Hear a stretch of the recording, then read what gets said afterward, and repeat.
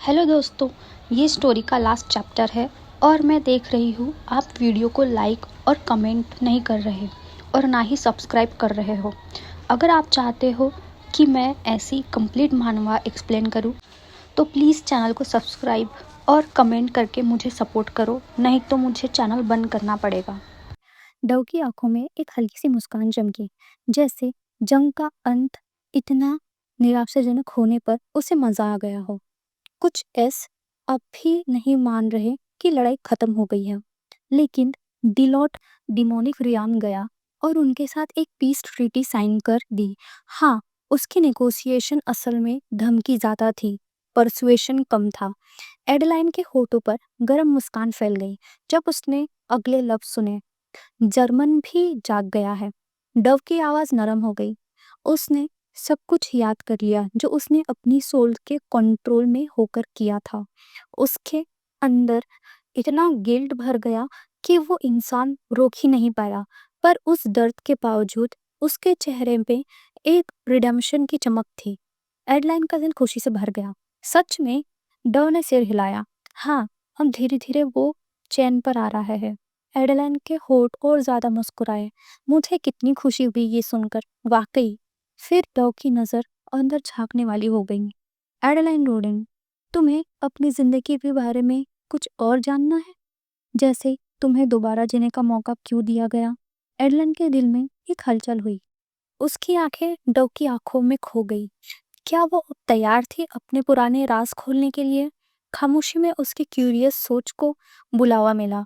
Hallucination में Dove ने उसका हाथ पकड़ा और उसे एक नए जगह ले गया। उसने समझाया, तुम हमेशा से मेरा प्लान का एक सेंट्रल हिस्सा थी। डव ने दुनिया के राज खोलना शुरू किया। ये दुनिया 3 रियाम्स में बनती है, मिडल रियाम, डिवाइन रियाम और डिमोनिक रियाम। शुरुआत से ही गॉड इन तीनों के बीच बैलेंस बनाने की कोशिश करता रहा है, लेकिन सबको लगता था गॉड ऑलमाइटी है। सच ये है कि कभी कभी गॉड से भी गलतियां हो जाती थी। डिवाइन डिमोनिक जंग एक ऐसी ही गलती थी, बस एक पल के डिस्ट्रैक्शन में हुआ। उसने आगे कहा, गॉड ने फिर इस गलती के मास्टरमाइंड डीमन किंग को सजा दी, उसका जिस्म जलाकर राख बना दिया और उसकी रूह को अंधेरे में अकेले भटकने के लिए छोड़ दिया। और फिर हुक्म किया, सिर्फ तभी डीमन किंग अपना फॉर्म दोबारा पा सकेगी जब एक नया ट्री ऑफ लाइफ उग जाएगा। डव ने आगे बताया, पर कुछ कानून ऐसे थे जिन्हें गॉड भी नहीं तोड़ सकता था। ट्री ऑफ लाइफ बस उंगली स्नैप करके नहीं बनाया जा सकता। उसके लिए राइट जगह और राइट सही ऑर्डर फॉलो करना जरूरी था। फिर उसने कहा, एक दिन गॉड ने एक प्रेग्नेंट वुमन को देखा। उस बच्चे को सीड ऑफ लाइफ दिया, डिवाइन ब्लेसिंग के साथ।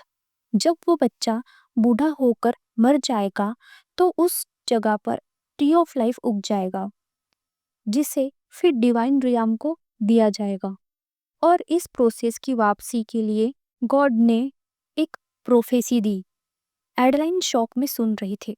डव ने बताया, लेकिन गॉड को पूरा आफ्टरमैथ पता नहीं था। डिलोट ने गलत फैसला लिया। उसने चाइल्ड को एडलाइन वेनेक बनाने की कोशिश की, ना कि एडलाइन रोडेन। इसी वजह से गॉड के प्लान में फ्रैक्चर आ गया। मतलब जो हमारा बेंजर्क है वो तो बहुत सालों से जिंदा है, पर उसने जो एडलाइन है उससे शादी करके उसे एडलाइन वेनेक बनाया, समझा? उसके शब्द हल्की सी नाराजी में थे। वो चाइल्ड डिवाइन ब्लेसिंग से चमक रही थी। इतनी रोशनी थी कि डीमन किंग ने उसे अपने लिए परफेक्ट वेसल माना और उसकी रूह एक्सपेक्टेड से ज्यादा स्ट्रांग थी। डीमन किंग उसे पूरी तरह कब्जा नहीं कर पा सकी, लेकिन इतना जरूर हुआ कि एडेलाइन रोडेन की पहली जिंदगी खौफनाक अंजाम से मिली। गॉड गिल्ट में डूब गया। उसने एडेलाइन के साथ जो हुआ उसके लिए अपने आप को दोषी माना। लंबी सोच के बाद उसने फैसला किया, एडेलाइन के लिए टाइम को पीछे घुमाया जाएगा। डव ने कहा, लेकिन मुझे ये सब चुप के करना पड़ा। मैं अपनी सोच की हर चीज इम्प्लीमेंट नहीं कर पाया। बस 2 चीज़ें की। तुम्हारे अंदर वही इमेंस मैजिक की शक्ति भर दी जो तुम्हारी पिछली ज़िंदगी के आखिरी पल में थी। और लीडर्स ऑफ रियाम्स, चाहे वो डीमन किंग हो, दूत हो या प्रोफिट, जब भी तुम्हारे साथ एक कमरे में सोते, उन्हें तुम्हारी पुरानी ज़िंदगी के ड्रीम्स आए। एडलाइन की आंखें फैल गई। मतलब सबको मेरी पिछली ज़िंदगी दिखाई दी। उसकी सोच हिल गई। पुराने दर्द दोबारा उभर गए। डव के मास्टर ने सांस ली और हल्का सा हंसा। मैंने सोचा नहीं था तुम फिर बेंजर से शादी करोगी। ऑर्डर उलट गया, लेकिन अंत में सब ठीक जगह आया। तुम्हारे खून से ट्री ऑफ लाइफ उग आया। हेडलाइन जोर से हंस दी, एक सच्ची खुशी भरी हंसी। हेडलाइन के चेहरे पर सुकून भरी मुस्कान थी, आंसुओं के साथ जो राहत का इजहार कर रही थी। डव की शक्ल थोड़ी गंभीर हो गई। उसने कहना शुरू किया, मुझे माफ करो एडलाइन, मेरी एक गलती तुम्हें दर्द भरी जिंदगी जीने पर मजबूर कर गई। एडलाइन ने उसकी तरफ देखा और अपनी आवाज में पक्की लहर के साथ बोली, तुम्हें माफी मांगने की जरूरत नहीं है। उसके दिल में शुक्रिया का दरिया फट पड़ा। वो सोच रही थी कि उसकी पिछली जिंदगी तो बड़ी मुसीबत भरी थी, लेकिन अब उसे पता चला कि वो प्यार से भरपूर थी। उसके दिमाग में बेंजर के दोस्त याद आने लगे। सब ने उसे प्रोटेक्ट किया, भले वो डीमन किंग हो या ना हो। डव ने हल्का सा मुस्कुराते हुए कहा, फिर भी तुम्हारी रूह के इस्तेमाल के बदले मैं तुम्हें 2 ऑप्शन देता हूँ। तुम चुन लो जो तुम्हें पसंद हो। एडलाइन थोड़ा शौक में थी। डव ने पहला ऑप्शन दिया, मैं तुम्हें एक देव बना देता हूँ। तुम डिवाइन रिया में अपने प्यार के साथ सदियों तक जी सकोगी। एडलाइन के दिल की धड़कन तेज हो गई। डव फिर सेकंड ऑप्शन दिया, मैं तुम्हें तुम्हारे असल जिस्म में भेज दूंगा, जहाँ तुम्हारा बच्चा भी है। एडलाइन की सांसें रुकी। उसकी आंखें बड़ी हो गई हैरानी से। मेरा बच्चा? डव मुस्कुराने लगा। हाँ, तुम प्रेग्नेंट हो। अगर तुम सेकंड ऑप्शन चुनोगी तो तुम अपने प्यारे बच्चे के साथ अपनी जिंदगी शुरू कर सकोगी। एडलाइन का दिल भर गया। वो सोच रही थी कि अपने बच्चे को बड़ा करना, उसका भविष्य बनाना। सामने 2 राहें थी, दोनों मुश्किल थी। कौन सी चुने? उसके आंसू बह रहे थे। डव के आखिरी शब्द उसके जहन में गूंज रहे थे, मुझे उम्मीद है तुम्हें मेरा तौबा पसंद आएगा। जब तुम अपनी आंखें खोलोगी तो तुम अपने पसंद की असल दुनिया में वापस आ जाओगी। और फिर डव गायब हो गया। एडलाइन की रूह उसके जिस्म में वापस आ गई। उसका होश वापस आते ही वो बिस्तर पर पड़ी थी, हैरत में डूबी हुई। क्या मैं सच में वापस आ गई हूँ? उसकी नजर पास खड़े बंजर पर गई, जो चिंता भरे चेहरे के साथ उसका देखभाल कर रहा था। उसका दिल भर गया। रे, सच में अब मैं वापस आ गई हूँ। उसका जिस्म कमजोर था, लंबी नींद के बाद थकावट में लिपटा हुआ, इतना ज्यादा कि वो उठने की ताकत नहीं रखती थी। बेंजक ने प्यार भरी आवाज में उसे पुकारा, एडले। एडलाइन ने अपनी पलकें धीमी सी बंद की। उसके दिल की रफ्तार तेज हो गई। वो सोच रही थी, मैं जाग गई हूँ, फिर मैं क्यों चुप हो रही हूँ? बेंजर के अल्फाज उसके जहन में तस्वीर जैसे बन गए। आज मेविन आंसू में डूब गया क्योंकि वो तुम्हें बहुत याद करता है। उसने तुम्हारी तरफ इतनी मोहब्बत भरी नजर से देखा, वो दिल को छू लेने वाला था। एडलाइन के चेहरे पर खुशी की हल्की लाली छाई। और फिर वो सोच रही थी, सुना है एस्टर और डोरिस आजकल एक दूसरे के साथ अच्छी दोस्ती कर रहे हैं। एस्टर सब कुछ ग्रेड करते हुए इन बातों को इनकार करता है, पर एडलाइन खुशी से चिल्ला गई, अच्छा ये दोनों एक साथ है अब? बेंजक हंसकर बोलता है, मुझे लगता है इसी वजह से डोरिस ने अपनी बदतमीजी छोड़ दी है। अब वो जहरीले अल्फाजों से दूर ही है। एडलाइन की खुशी बढ़ गई। उसने सुना कि जर्मन ने शैडोलैंड्स छोड़ दिया है, लेकिन वो ठीक है।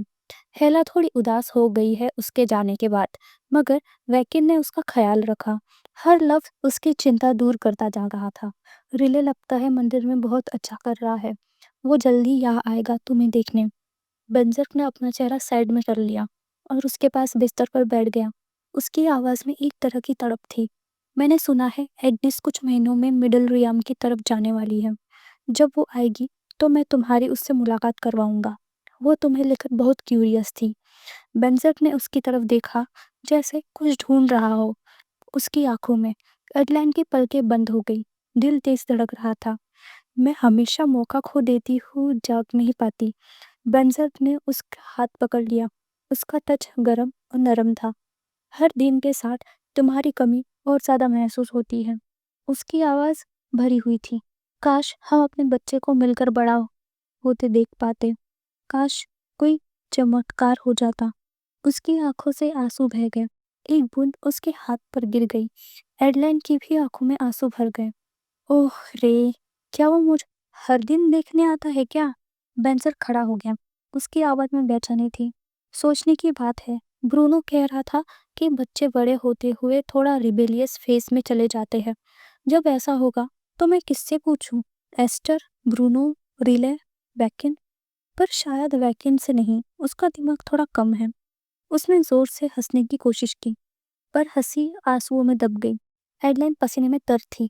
मन में हंगामा चल रहा था। बेंजर ने धीरे से दुआ मांगी। काश मैं तुम्हारा और अपने बच्चे का साथ हाथ पकड़ पाता गार्डन में चलते चलते। एडलाइन ने बहुत धीरे से कहा, हाँ, हम हाइक पे जाएंगे और फूल भी देखेंगे। बेंजर ने झट से उसकी तरफ देखा। उसका चेहरे पर हैरान होने की और खुशी दोनों के असर साफ दिख रहे थे। एडेलाइन! एडलिन बिस्तर से उठकर मुस्कुराई। चेहरा खिल उठा। मैं भी चाहती हूँ कि अपने बच्चे का हाथ पकड़कर तुम्हारे साथ चलूं। बेंजर के आंसू रुक ही नहीं रहे थे। वो खुशी से भागकर उसे गले लगा लेता है। एडले! उसके आंसू बह निकले। वो सिसकियां ले रहा था। दोनों के दिल, जो इतने दिन अंधेरे में अलग थे, अब एक साथ धड़क रहे थे। उनका प्यार किसी भी चमत्कार से ज्यादा रोशन था। एडलाइन की आवाज कांप रही थी। माफ करना, मैंने सबको इतना परेशान कर दिया। कमरे में सब थे और सब रो रहे थे। सबकी सिसकियां सुनाई दे रही थी। वैकिन, मेविन, हेला और रिले खुले आम रो रहे थे। चेहरे पर सुकून और राहत के असर साफ साफ दिख रहे थे। मेविन की आवाज जैसे शायरी बन गई। तुम्हारे बिना रहना जैसे रेगिस्तान में बिना पानी के अटक जाना था, योर ग्रेस। हेला की आवाज भी कांप रही थी। दुनिया बहुत खतरनाक है। तुम्हें फिर कभी बाहर नहीं जाना चाहिए। हम सब तुम्हें बचाएंगे, तुम्हारी देखभाल करेंगे। हमेशा हमारे साथ रहना, एडलाइन। एडलाइन ने प्यार से माना किया। नहीं शुक्रिया, वैकिन नाक पोंछते हुए बोला। मुझे हमेशा पता था तुम वापस आओगी, सच में। ब्रूनो की आवाज अटकती रही। मैं मुझे मुझे तुम्हारी बहुत याद आई, एडलाइन। एडलाइन की आंखें दोबारा आंसुओं से भर गई। मेरे प्यारे दोस्तों, सबको थैंक यू। डोरिस ने आंसू पोंछे और मजबूत तरीके से बोली, अगर तुम फिर से हमें छोड़कर चली गई ना, तो हम सब बर्दाश्त नहीं कर पाएंगे। यह अपने आप में एक चमत्कार है। लगता है भगवान भी तुम्हारे प्यार से पिघल गए। एडलाइन के होठों पर हल्का सा मुस्कान था। बेंजर की नजर एक पल के लिए भी उससे हटी नहीं। उसकी आंखों में बस एडोरेशन ही एडोरेशन था। डोरिस ने सारी भीड़ को देखा और क्रोध से बोला, बस करो अब सब लोग। तुम लोग समझते क्यों नहीं कि इन दोनों को अकेला रहने दो। चलो सब लोग बाहर निकल जाओ। सब लोग आंसू पोंछकर धीरे धीरे बाहर निकलने लगे। उनकी आधी रुकी हुई रूह और सिसकियां कमरे में दूर होती गई। दरवाजा धीरे से बंद हुआ।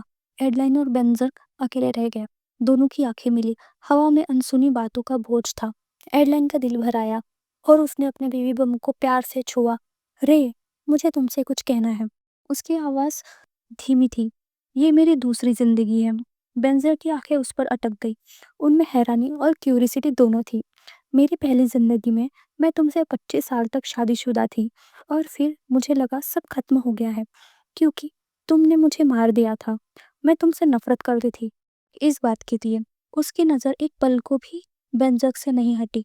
वो सारे ख्वाब जो तुमने देखे थे जब तुम मेरे साथ एक ही कमरे में सोते थे, वो सब मेरे पिछले जन्म के कुछ पल थे। कुछ यादें वापस लौटने पे कट गई तो मैं सब नहीं याद कर पाती थी।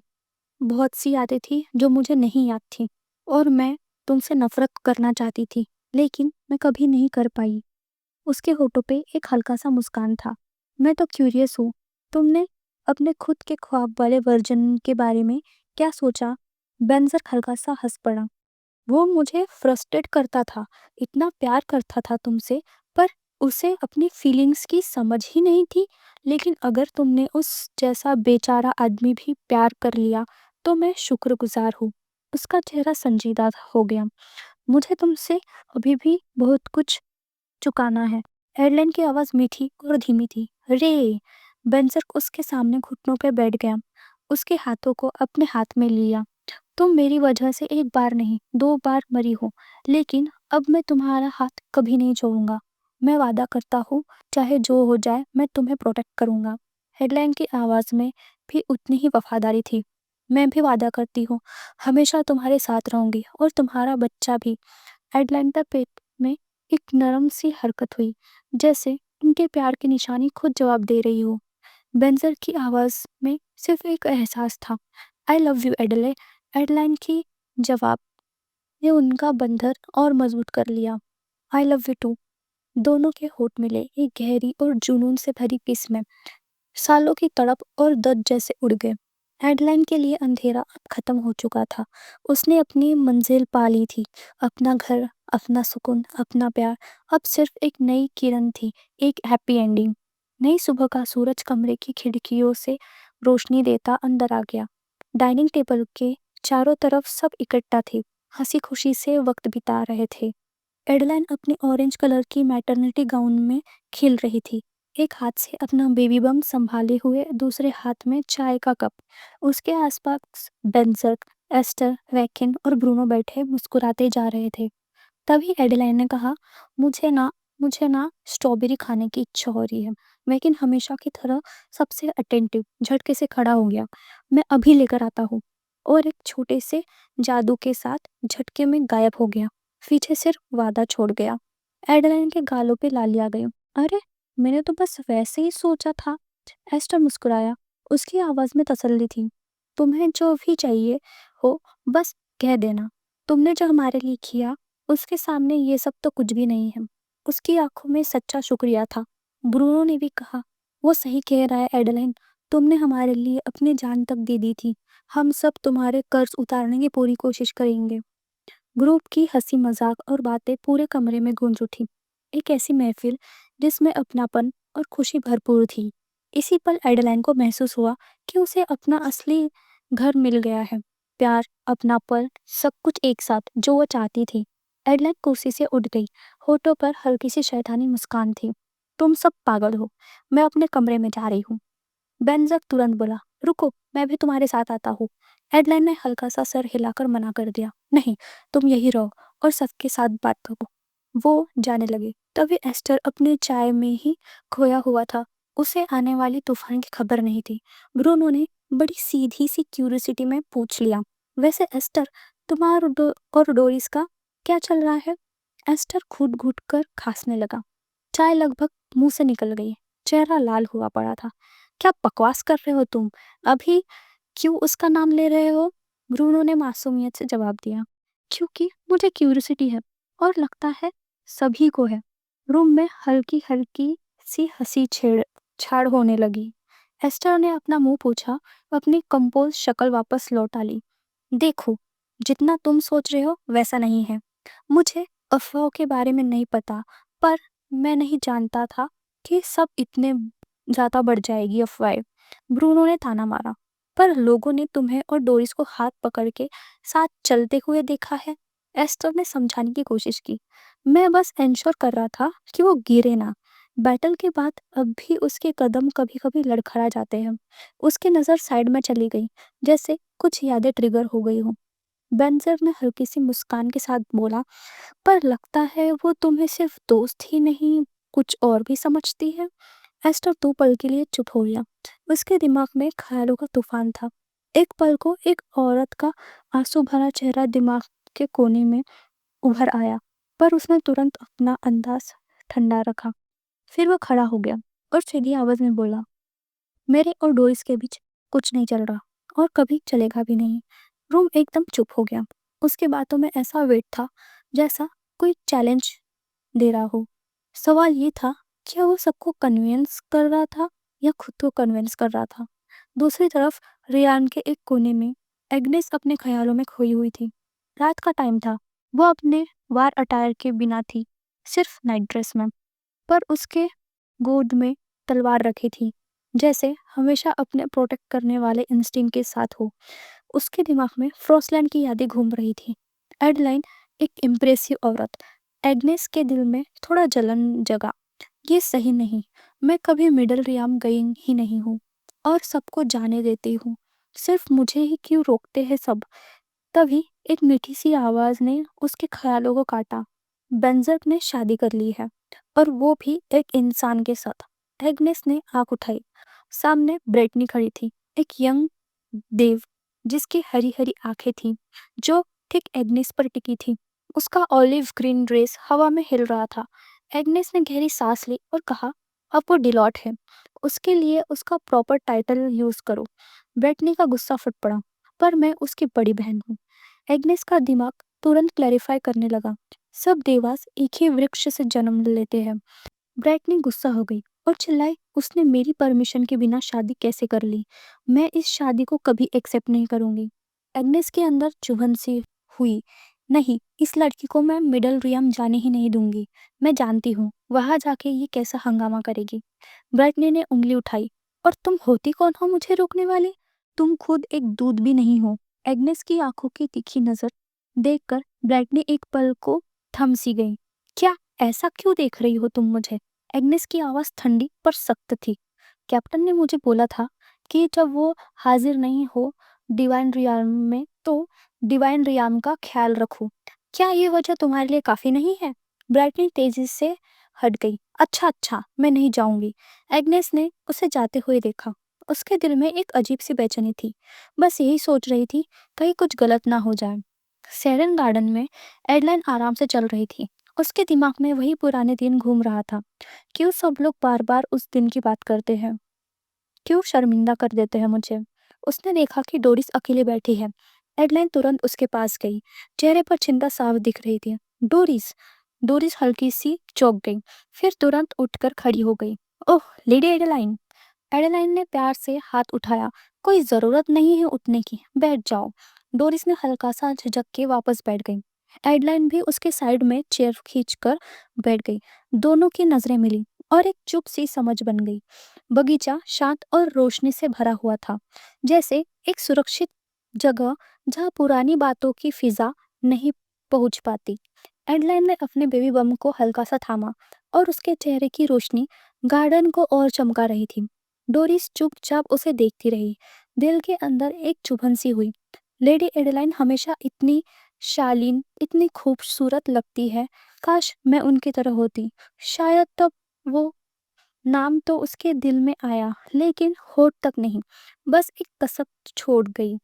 एडेलाइना धीरे से कहा, तुम्हें नहीं लगता प्यार में गिरना कितना अजीब होता है?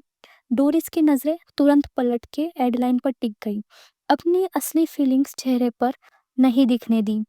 एडेलाइन मुस्कान के साथ बोली, शुरू शुरू में बस तुम्हारी नजर उस पर ही जाती थी, फिर धीरे धीरे तुम उसके बारे में सोचने लगती हो, चाहे वो पास हो या ना हो। कभी कभी तो तुम उसके साथ एक डेट के ख्याल में अपने आप को सोचकर हंसती हो, लेकिन कभी इतना कंफ्यूज हो जाती हो कि ये सोचती हो, क्या उसे भी वैसे ही फीलिंग्स है? और फिर एक दिन समझ आता है कि तुम उसे सिर्फ पसंद नहीं करती, तुम तो दिल से उससे प्यार कर बैठी हो। डोरिस का दिल जोर से धड़कने लगा। उसके दिमाग में एस्टर का चेहरा चमक गया। उन दोनों के पल जैसे एक सुरीली याद बनकर दिमाग में चलने लगे। क्या मैं कभी हिम्मत जुटा पाऊंगी अपने दिल की बात कहने की?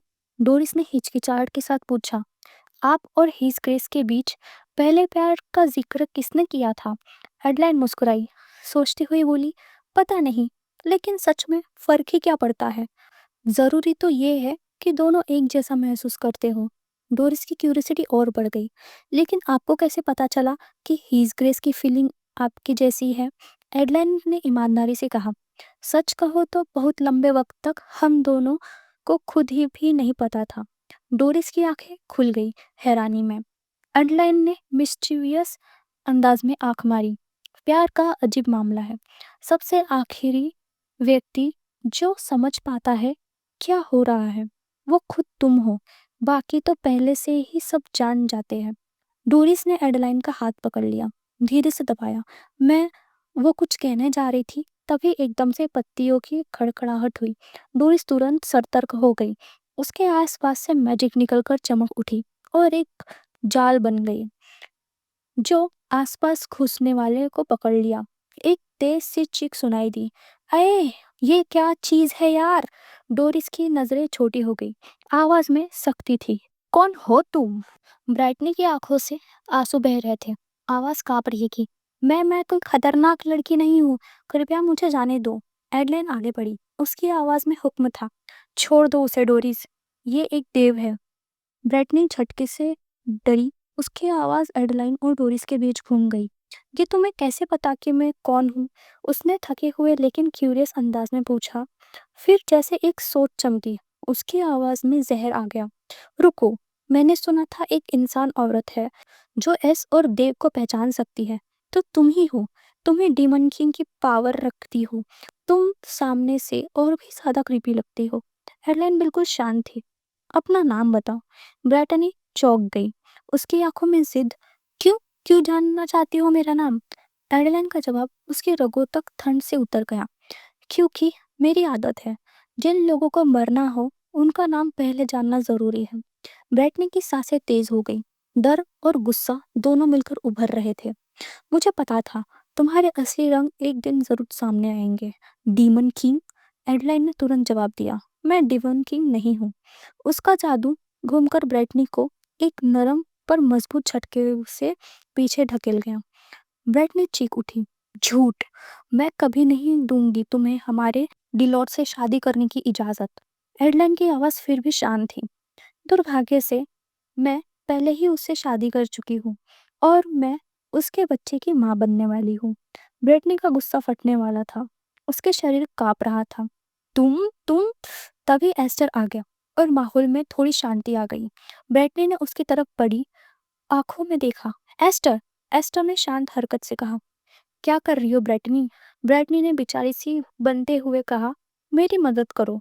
ये औरत मुझे दबाकर बैठी है, ये डीमन किंग की शक्ति यूज कर रही है। एस्टर ने थोड़ा थक कर सांस ली। एडलैंड डीमन किंग की शक्ति नहीं यूज कर रही। ब्रिटनी चीखी, मुझे परवाह नहीं, बस मेरी मदद करो उठने में। एस्टर ने सर हिला दिया, उसकी बात काट कर। माफ करो लेकिन नहीं। ब्रिटनी की आंखें तर गई। क्या? एस्टर ने सीधे जवाब दिया, एडलैंड के साथ तुम बदतमीजी कर रही थी। तुम्हें जो मिला वो तुम डिजर्व करती हो। ब्राइटनी जोर से चीखी। क्या? डीमन किंग ने तुम्हें भी अपने जादू से फंसाया है क्या? एस्टर ने फिर भी शांति से कहा, जैसे मैंने कहा, एडलाइन डीमन किंग नहीं है। ब्राइटनी का गुस्सा जोशीला हो उठा। ये बर्दाश्त के परे है। तुम, बेंजर्क और एग्नेस सब पागल हो चुके हो। तुम सब उस औरत के साथ क्यों दे रहे हो? एस्टर की आवाज घूर गई। बस ब्रेटनी, अगर तुमने और बात बढ़ाई तो सच में मैं और गुस्सा हो जाऊंगा। एडलाइन ने एस्टर का हाथ छुआ, उसकी आवाज में नरमी थी। एस्टर, रुक जाओ, मेरे सामने ऐसा मत करो, बच्चे के लिए ठीक नहीं होगा। उसकी शांति भरी मौजूदगी ने एस्टर का गुस्सा शांत कर दिया। ब्रैटनी अब भी तीखी आवाज में बोली, मुझे यकीन नहीं आ रहा, तुम्हारा कहना है तुम उस औरत की बात मानते हो सिर्फ इसलिए क्योंकि वो बेंजर के बच्चे को जन्म देने वाली है? उसके बच्चे की रगों में तो डिमोनिक खून दौड़ रहा होगा। क्या तुम सब पागल हो गए हो? एस्टर ने एडलाइन की तरफ देखा, उसकी आवाज रक्षा करने जैसी थी। अगर ये औरत तुम्हें परेशान करे, बस एक शब्द कहो, मैं इसी वक्त इसे मार दूंगा। फिक्र मत करो, ये मरेगी नहीं, ये सिर्फ डिवाइन रियाम वापस भेज दी जाएगी। ब्रैट ने चिल्लाई, नहीं, तुम मजाक नहीं कर रहे ना एस्टर? एडलाइन ने हाथ हिलाया, बिल्कुल बेपरवाह। मुझे उससे क्या लेना देना? जब तक ये मुझे मारने की कोशिश नहीं करती मुझे फर्क नहीं पड़ता। और एडलाइन एक जादू के घुमाने के साथ गायब हो गई। एस्टर मुस्कुराया, थोड़ा जानकर। तुमने जानबूझकर उसे छोड़ दिया है ना? एडलाइन की आवाज दूर से गूंज उठी। आखिर वो मुझे जितनी भी कोशिश कर ले मार नहीं सकती। एस्टर हंसी दबाकर बोला, सही है, पर हाँ, तुम्हें परेशान तो मौत तक करेगी। एडेलाइन हंसते हुए बोली, ठीक है, मुझे भी थोड़ा बोर हो रहा था, उसने मजाक में बोला। उसका जाना एस्टर और डोरिस को चुपचाप खड़ा छोड़ गया। तब डोरिस ने धीरे से कहा, मास्टर मैं भी चलती हूँ, तुम्हारा दिन अच्छा हो। एस्टर ने नरम मुस्कान के साथ जवाब दिया, तुम्हारा भी। दोनों के बीच जो आखिरी जज्बात थे वो एक नाजुक से धागे की तरह थे जो छूटे नहीं जा रहे थे। डोरिस ने एस्टर के जाते हुए बटन को देखा, उसका दिल यादों से भर गया। एडलाइन आराम से महल के कॉरिडोर से गुजरी। बेंजर उसके पास था। उसके दिमाग में उसके अधूरे जिंदगी के ख्याल चल रहे थे। मेरी जिंदगी अब पूरी तरह बदल गई है मेरी पिछली जिंदगी से। उसे अपने रे के साथ शादी वाले दिन याद आ गए। पिछले जन्म में मेरी शादी बिल्कुल डेविस और एस की जंग जैसी थी, पर अब तो सुकून है। ना कोई जंग, ना कोई शादी का झगड़ा। उसके चेहरे पर एक नर्म मुस्कान थी। ये सुकून भरे दिन सच में मुझे खुश करते हैं। फिर भी उसके दिल में एक हल्की सी उदासी छुपी हुई थी। सालों तक हमेशा टेंस रहना, अपनी हिफाजत में जुटे रहना, उसके ख्याल टूटे जब बेंजक ने दरवाजा खोला। वैकिन और एग्नेस उसके सामने खड़े थे। चेहरे पर चिंता लिखी थी।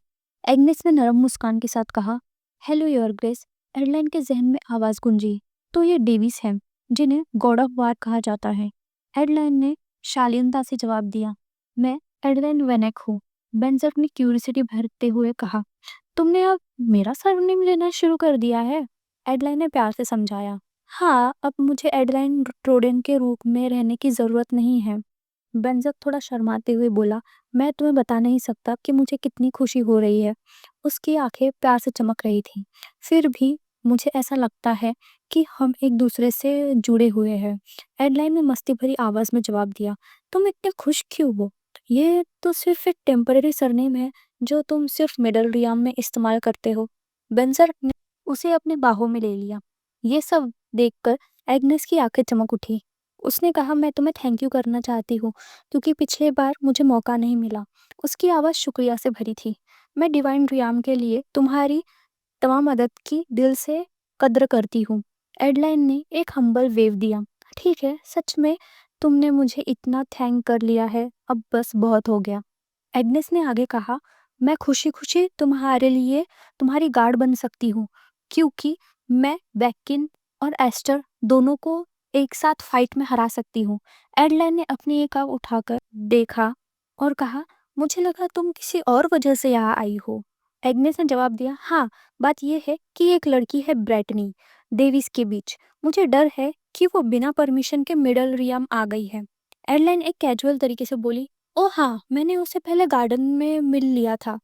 एग्नेस हैरान हो गई और बोली, एडलाइन क्या तुम ठीक हो?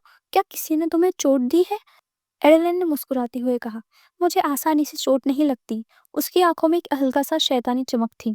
और मेरे अंदर अब भी डिमन किंग है। डिमन किंग की आवाज अंदर गूंज उठी, अपने आप को मत उलझाओ, मैं तुम्हारी मदद करने वाली नहीं हूँ एडलाइन। एग्नेस एडलाइन के करीब भागी। मुझे उम्मीद है कि वो लड़की तुमसे बदतमीजी नहीं करेगी। एडलाइन ने शांत और नम्रता भरी आवाज में कहा, वो थोड़ी शैतान है, लेकिन उसने कोई गंभीर बात नहीं की। हल्के से हंसकर वो बोली, एस्टर ने उसको अच्छी तरह डांटा है। उसकी नज़र एग्नेस से मिली, भरोसे के साथ। तुम्हें मेरी चिंता करने की जरूरत नहीं। रात के शांति में एक सेरेन ग्लो था जहां एडलाइन और बेंजक साथ बैठे थे। ब्रेटनी अपने छुपने की जगह से उन्हें देख रही थी। उसके ख्याल गुस्से से भर रहे थे। मैं कैसे उसे बेंजक से अलग करूं? बेंजक ने एडलाइन के पेट पर हाथ रखा। उसके चेहरे पर मोहब्बत और प्यार की चमक थी। मैं किसी वक्त उसे महसूस किए बिना नहीं रह सकता। इधर ब्रेटनी की परेशानी बढ़ने लगी। ये बहुत परेशान करने वाली बात है। मैं समझ नहीं पा रही बेंजर इतनी शक्ति वाली औरत को अपनी तरफ क्यों रखा है। उसके दिमाग तेज घूमने लगा। उसने दांतों को कस लिया। क्या ये ट्री ऑफ लाइफ की वजह से है? पर ट्री ऑफ लाइफ तो उसके खून से फिर से उग आया है। उसकी अपनी शक्तियों का कुछ लेना देना नहीं है। ब्रेटनी एस्टर के बदले हुए बर्ताव से हैरान थी। एस्टर भी बदल गया है। पहले वो मुझ पर हमेशा अच्छा बर्ताव करता था। आज तक उसने ऐसे कभी मुझसे बात नहीं की। अपनी उलझनों में ब्रैटनी ने वैकिन के आने को नहीं देखा। वैकिन ने धीरे से उसके कान में कहा, ब्रैटनी, जिससे वो थोड़ी डर गई। ब्रैटनी जो पेड़ पर बैठी थी अपना बैलेंस लूज कर बैठी। वैकिन ने जल्दी से उसका हाथ पकड़ लिया। बहुत दिन हो गए ब्रैटनी, तुम कैसे हो? उसकी आवाज में एक खुफिया चेतावनी थी। ब्रैटनी ने हैरानी से कहा, वैकिन तुम यहाँ कैसे? और उसने ध्यान से पूछा, तुम एडेलाइन को नुकसान पहुंचाने आए हो ना? मैं तुम्हें ये करने नहीं दूंगा। अभी तुरंत चले जाओ। ब्रैटनी ने पेड़ पर लौटकर अपनी आंखें उस पर टिकाई और जवाब दिया, क्या तुम भी उसके जादू में आ गए हो? वो डिमोन किंग है। वैकिन ने कहा, उसके अंदर डिमोन किंग की स्पिरिट है, बस इतना ही। उसकी नज़र ब्रैटनी पर टिक गई। इसलिए हम पिछली लड़ाई जीत पाए एस के खिलाफ। ब्रैटनी ने कुछ और कहना चाहा, पर वैकिन ने पक्का उसे रोक दिया। कैप्टन एडेलाइन के साथ बहुत खुश है, ब्राइटनी ने तकलीफ भरी आवाज में कहा, पर मैं बेंजर की बड़ी बहन हूँ। वैकिन ने जवाब दिया, ऐसी कोई पहचान हमारे बीच नहीं होती, तुम जानती हो। ब्राइटनी के जज्बात सामने आए। मैं बेंजर को दिल से चाहती हूँ, हमेशा उसका ख्याल रखती हूँ। उसने कहा, अगर परिवार बचाना हो तो वो अपनी जान भी दे सकती है। और धीरे से वो अपने दिल की बात बताती है, मुझे भी परिवार चाहिए, मुझे भी बेंजर को बचाना है। फिर डर उसकी आवाज में घुस गया। लेकिन एडेलाइन अब भी डिमन किंग है। क्या होगा अगर वो कोई ऐसा कुछ कर दे कि उसे नुकसान पहुंच जाए? वैकिन बहुत गंभीर हो गया। एडेलाइन भी इसी बात से डरी हुई थी, इसलिए उसने अपने दिल पर छुरा मार दिया था। ब्राइटनी हैरान रह गई। वैकिन ने कहा, क्या तुम ऐसा कर सकती हो? बिना सोचे समझे कैप्टन के लिए अपनी जान दे सकती हो? उसने कहा, इंसान सिर्फ 100 साल जीते हैं, उसके मरने के बाद भी कैप्टन अपने बच्चे के साथ रहेंगे। फिर थोड़ी उदास से लिए वो बोला, और जब वो बच्चा भी मर जाएगा तो कैप्टन अकेले ही रहेंगे। उसकी जिंदगी एक लंबी तन्हाई और यादों के बोझ में गुजरेगी। ब्राइटनी के जज्बात हिल गए। वैकिन ने आगे कंटिन्यू किया, अगर तुम वाकई कैप्टन को अपनी फैमिली समझती हो तो तुम्हें बस यही करना चाहिए कि उसकी खुशी में बाधा ना बनो। और जब वो डिवाइन रियाम लौटेगा तुम उसके साथ रहना, ताकि वो थोड़ा कम तन्हा महसूस करे। इसी दौरान पास में एक माइंड में काम कर रही थी, सोच रही थी, इस स्टोन से एस्टर की बहुत हेल्प हो जाएगी। तभी एस्टर चुपके से आया, तुम यहाँ इतने घंटे से काम कर रही हो, खाना वगैरह खाया कि नहीं तुमने? डोरिस ने ध्यान न देते हुए कहा, मैंने थोड़ा नाश्ता किया था। एस्टर ने अपडेट दिया, ब्रैटनी आज एक ऑफिशियल मेहमान के तौर पर आई है। डोरिस कैजुअल सी बोली, हाँ सुना मैंने, लेकिन अभी तक मैंने उससे मुलाकात नहीं की। मुझे लगता है ये लोग शॉपिंग करने वाले हैं, तुम क्यों नहीं चले जाती उनके साथ? मैं ऐसी चीज़ों में इंटरेस्टेड नहीं हूँ, डोरिस ने तुरंत कहा। एस्टर ने मजाक भरी मुस्कुराहट के साथ पूछा, क्यों नहीं? तुम ड्रेस में कितनी खूबसूरत लगती हो। डोरिस के गाल लाल हो गए। एस्टर की ग्रीन आंखें उस पर टिक गई। डोरी सोच रही थी, मुझे उसके बातों में कुछ ज्यादा नहीं सोचना चाहिए, पर उसकी आंखों में देखकर मुझे चक्कर आने लगते हैं। उसने गहरी सांस ली और बोला, मुझे तुम अच्छे लगते हो एस्टर, मुझे तुम बहुत ज्यादा अच्छे लगते हो। माइंड में अब खामोशी छा गई। एस्टर का चेहरा नरम हो गया। उसकी आंखें डोरिस की बातों को महसूस कर रही थी। हवा में अब कुछ बोलने जैसा इंतजार था। तभी डोरिस सोचने लगी, मैंने ये क्या कह दिया, क्यों कह दिया, मैं सोच क्या रही थी? फिर उसने अचानक से कहा, मेरा मतलब है मैं एक दोस्त की तरह तुम्हें पसंद करती हूँ। एस्टर ने बताया, मेरी पिछली जिंदगी में लगभग 30 साल का था मैं तब मिडल रियाम आया था। डोरिस हैरान हो गई। एस्टर पुराने दिनों को याद करते हुए बोला, उस ट्रिप में मैं एक लड़की से मिला था और मुझे उससे प्यार हो गया था। उसका नाम एल्विन था। उसके चेहरे पर एक नरम मुस्कान थी। मैं उसके साथ रहा जब तक मेरा ट्रिप मिडल रियाम में चलता रहा। उसने पूरा सीन समझाया। उसके साथ हर पल खुशी भरा था। थोड़ा उदास होकर बोला, पर जैसे जैसे साल गुजरे हम लवर से ज्यादा माँ बेटे जैसे लगने लगे, या दादा दादी जैसे। उसकी आवाज थोड़ी कांप गई। आखिर में वो चली गई। एस्टर के हाथ कांप गए। उसकी आंखें आंसू से भर गई। मैं एल्विन के लिए बहुत कुछ कर सकता था, पर वक्त को रोक नहीं सकता था, बस देखते ही रह गया। जब वो धीरे धीरे कमजोर होती गई, उस याद ने उसको अब तक सता रखा था। सबसे खराब था वो कड़वी नजर जो उसके चेहरे पर थी जब वो मुझे देख रही थी, और मैं उतना ही जवान था जितना पहली बार मिलने पर था। एस्टर ने डोरिस की तरफ देखा। वो मंजर कभी नहीं भूल पाया। उसकी आवाज धीमी हो गई, डोरिस, मैं दोबारा प्यार नहीं करना चाहता। मुझे लगता है तुम क्यूट हो और तुम्हारे साथ वक्त बिताना मुझे अच्छा लगता है, पर मैं दोबारा किसी रिलेशनशिप में नहीं आना चाहता। मुझे माफ करो। डोरिस का चेहरा उतर गया, उसका दिल दुख गया। एस्टर की बात हवा में लटक गई। दोनों के बीच एक अजीब सी खामोशी और आखिरी जज्बात का बोझ उठ गया। डोरिस ने अपने आप को संभाला, अपने हाथ जोड़कर पीठ घुमाई। कोई बात नहीं, तुम्हें माफ़ी मांगने की ज़रूरत नहीं, मेरे जज़्बात मेरे हैं। फिर थोड़ा जज़्बात दिखाते हुए बोली, एक बात है, उस एल्विन नाम की औरत के लिए, चाहे मैं उसे जानती नहीं हूँ, जो कड़वापन तुम्हें उसके चेहरे पर देखा था जब वो जा रही थी, वो तुम्हारे लिए नहीं था। उसने एस्टर के सीने पर उंगली मारते हुए बोला, वो कड़वापन वक्त बीत जाने का था, तुम्हारे साथ ना रह पाने के लिए था। उसकी आवाज़ में नर्म दर्द था। वो तुम्हें अकेला छोड़कर जाने के दुख में थी। वो अपने आप को दोष दे रही थी, तुम्हें पीछे छोड़ देने के लिए। डोरिस की आंखें अब आग से जल रही थी। आपने उस औरत को एक छोटी, जलन भरी इंसान मत समझना, जो सिर्फ इसलिए कड़वी हो गई क्योंकि आप जवान रहे और वो बूढ़ी हो गई। समझ गए? एस्टर की आंखें और भी खुल गई। उसके दिल पर डोरिस के शब्द सीधा असर कर गए। डोरिस के जोरदार जवाब से एस्टर हैरान रह गया। उसकी बात गूंज उठी, मुझे सबसे ज्यादा चिढ़ ऐसी बेवकूफ़ी से होती है। हवा में डोरिस के जज्बात की ताकत महसूस हो रही थी। उसने एल्विन की यादों का जो सम्मान किया, वो उसकी खुद की गहराई को भी दिखाता था। एस्टर थोड़ी देर तक डोरिस को देखता रहा। उसका चेहरा दुख से निकलकर एक नई समझ में बदल गया। डोरिस की बातें उसके दिल तक उतर गई, जैसे उसने एस्टर के पुरानी सोच को हिला दिया हो। शैडोलैंड्स में ब्राइटनी बाहर घूमने निकली। वो रुक गई। वहाँ म्यूजिशियंस कुछ प्ले कर रहे थे और हमारी ब्राइटनी को वो बहुत पसंद आ रहा था। गाइस, मुझे ब्राइटनी और एडेलाइन पूरी सेम दिखती है, ऐसा लगता है उसकी छोटी बहन हो। ब्राइटनी सोचने लगी, क्या कोई गाना गा रहा है? तभी एडेलाइन की नरम आवाज़ उसके कान में पड़ी, तो तुम्हें गाना सुनना पसंद है ब्राइटनी? ब्राइटनी हिल गई, थोड़ा घबराकर मुड़कर देखा।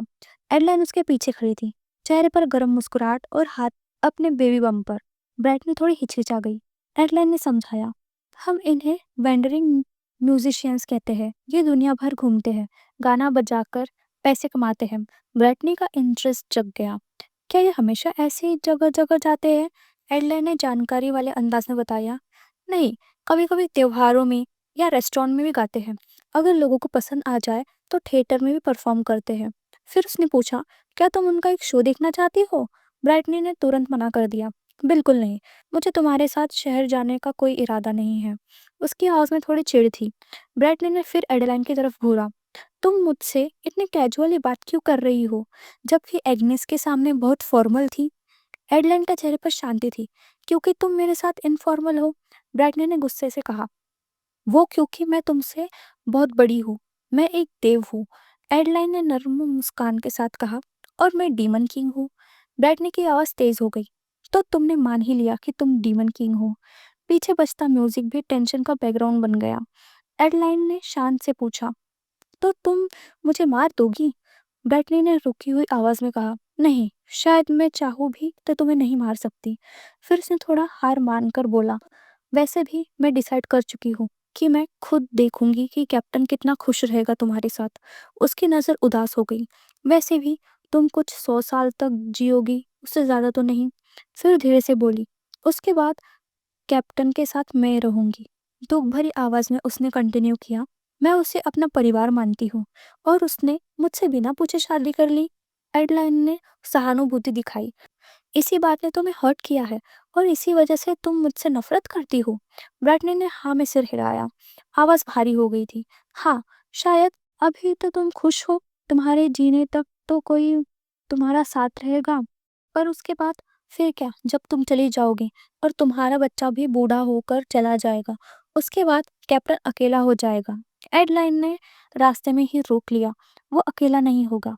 एडलाइन ने प्यार से उसका हाथ पकड़ा, जो कुछ भी तुमने कहा वो हमेशा मेरा सबसे बड़ा डर था ब्राइटनी। जब तुमने कहा कि तुम उसके साथ रहोगी, तुम सोच भी नहीं सकती कि मुझे कितनी राहत मिली। फिर प्यार भरी गुजारिश की, मुझे उम्मीद है तुम रे का ख्याल रखोगी जब वो समय आएगा। ब्राइटनी पहली बार एडेलाइन को अपना दुश्मन नहीं बल्कि एक चिंतित साथी की नज़र से देखी। उनके बीच की पुरानी कड़वाहट अब कुछ समझ और रिश्तों की उम्मीद में बदल गई। एडलाइन के शब्द ने दोनों औरतों के बीच एक नया रिश्ता जोड़ दिया। दोनों की जिंदगी बंजर के लिए साथ जुड़ी थी। ब्रिटनी के चले जाने के बाद दिन सुकून से बेहतर होते गए। सालों बाद अब एक सीन गरम किचन में बदल गया। ब्रूनो अपने महारत भरे हाथों से काउंटर पर काम कर रहा था, एक स्वादिष्ट भोजन तैयार करते हुए। उसके साथ छोटी सी हरी फ्रॉक पहनी हुई लड़की खड़ी थी। उसकी आंखें एक्साइटमेंट से चमक रही थी। वो जूलियाना थी, एडलाइन और बेंजर की अनमोल बेटी, जो खुशी से भरपूर थी। ब्रूनो ने प्यार भरी आवाज में पूछा, जूली, तुम्हें कुछ चाहिए खाने को? जूलियाना ने बड़े पक्के अंदाज में जवाब दिया, हाँ, मुझे स्ट्रॉबेरी केक चाहिए। ब्रूनो मुस्कुरा गया, जब बिना माँ के परमिशन स्वीट खाएगी तो माँ तुझे डांटेगी। जूलियाना ने शरारती मुस्कान दिखाई, कोई बात नहीं, मैं फिर भी स्ट्रॉबेरी केक खाऊंगी। ब्रूनो ने हाथ उठाकर मना करते हुए कहा, सॉरी, पर नहीं हो सकेगा। छोटी मैडम, मैं डचेस को खफा नहीं करना चाहता। उसके जिस्म में ठंडी सी हुई, वो बहुत ही खौफनाक है। जुलियाना के दिमाग में एस्टर की याद आई, पर क्या एस्टर सबसे पावरफुल नहीं है? डीमन किंग गर्व गर्व से बोली, अरे तुम मेरे पावर से पैदा हुई हो, तुम ही तो सबसे ज्यादा तेज हो पूरी दुनिया में। जूलियाना ने मासूम भरी आवाज में कहा, डैडी इतने स्ट्रांग नहीं है, उसके दिल पर मम्मी का काबू रहता है। डीमन किंग शैतानी मुस्कान के साथ बोली, वो क्योंकि मम्मी उससे भी ज्यादा स्ट्रांग है। उसकी आंखों में माँ जैसी फिक्र थी और एक छोटी सी शरारत भी। देख रहे हो हमारी डीमन किंग कितनी चेंज हो गई है। तभी जूलियाना हंसते हुए रसोई से बाहर निकली, डीमन किंग का हाथ पकड़े हुए। मम्मी भी स्ट्रांग नहीं है, वो भारी सामान नहीं उठा सकती, हमेशा डैडी से मदद मांगती है। डिमोनिक किंग मुस्कुराते हुए कहा, वो सिर्फ दिखावा करती है, वो कमजोर नहीं है, उसकी चालाकियों पर मत जाना। और फिर चुटकी बजाकर बोली, जल्दी करो, एस्टर और डोरिस से पूछो कि वो कब शादी करेंगे। जूलियाना डाइनिंग टेबल तक गई। एस्टर और डोरिस बैठे थे, हाथ लगने के करीब था। जूलियाना की क्यूरियोसिटी उनके हाथों की तरफ थी। जूलियाना ने सवाल किया, एस्टर, तुम कब डोरी से शादी करोगे? एस्टर और डोरिस दोनों ने झट से पीछे हाथ कर लिया। जूली ने कहा, तुम्हें तो डोरिस पसंद है ना? डोरिस भी तो तुम्हें पसंद करती है। उसने लॉजिक समझाया, तो तुम दोनों अब शादी करना चाहते हो, तुम्हें हाथ पकड़ना चाहिए सब जगह, जैसे मेरे मम्मी पापा करते हैं। डोरिस के गाल लाल हो गए। एस्टर हंस दिया। जूलियाना ने फिर पूछा, तुम्हें तुम्हारे लिए एक बड़ा रिंग खरीदने के लिए पैसे चाहिए? एस्टर ने हंसकर कहा, मेरे पास भी पैसे हैं जूली।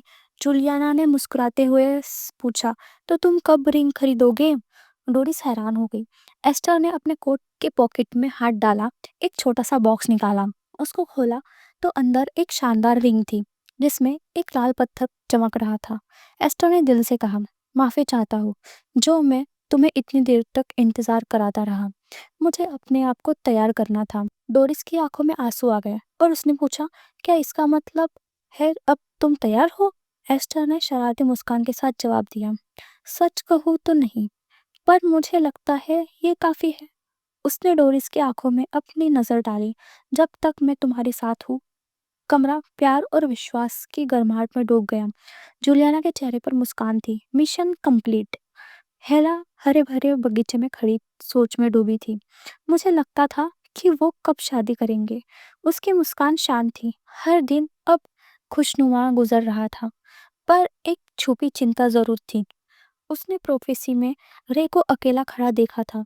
फिर उसकी नजर पेंजक और जूलियाना पर गई, जो हाथ पकड़कर लहरा रहे थे। जूलियाना खुशी खुशी अपने पापा के तरफ भागी। डैडी, मम्मी कैसी है? बेंजक ने प्यार भरी आवाज में पूछा। ये कैसे अचानक पूछा? जूलियाना ने मासूम जवाब दिया, क्योंकि सब कहते हैं वो स्कैरी है। बेंजक ने उसे प्यार से गले लगाया। वो सच है जूली, वो तो स्कैरी ही है, और हल्के से हंस दिया। अब देखो, अब हमारा स्टेट कितना बड़ा हो गया है। बेंजर ने जूलियाना के कंधों पर हाथ रखकर कहा, तो अच्छे बच्चे बनो और मम्मी की बात सुनो। जूलियाना ने हाँ में सिर हिलाया। ठीक है। एडलाइन ने पूछा, क्या तुम दोनों क्या बात कर रहे हो? हेला ने उन लोगों को देखा जो प्यार भरे परिवार जैसे खुश थे। अब मुझे समझ आया, जो ट्रिब्यूट मैंने देखा था वो एक दर्द भरी भविष्य का नहीं था, बल्कि एक उम्मीद भरा पल था। उसने गहरी सांस ली। मुझे वो सपना इसलिए दिखाया गया कि मैं ये खुशी का पल देख सकूं। अब अगर एक बात मुझे पक्की लगती है, तो वो ये है कि खुशी हमेशा बनी रहेगी। एयरलाइन के दिन हमेशा चमकते रहेंगे। हिला की मुस्कान रोशनी से चमक उठी। ये नया शांति का पल मेरी ज़िंदगी में एक नए सुकून की चमक बन गया है। हेलो दोस्तों, तो ये स्टोरी कंप्लीट हो चुकी है और आप चाहते हो कि मैं ऐसे ही कंप्लीट मानवा आपके लिए एक्सप्लेन करूँ, तो चैनल को सब्सक्राइब, लाइक और कमेंट ज़रूर करना कि आपको नेक्स्ट कंप्लीट मानवा चाहिए। अगर आप सपोर्ट नहीं करोगे तो मैं ये चैनल बंद कर दूँगी। Thank you so much everyone, bye और मैं आपके कमेंट का इंतज़ार करूँगी।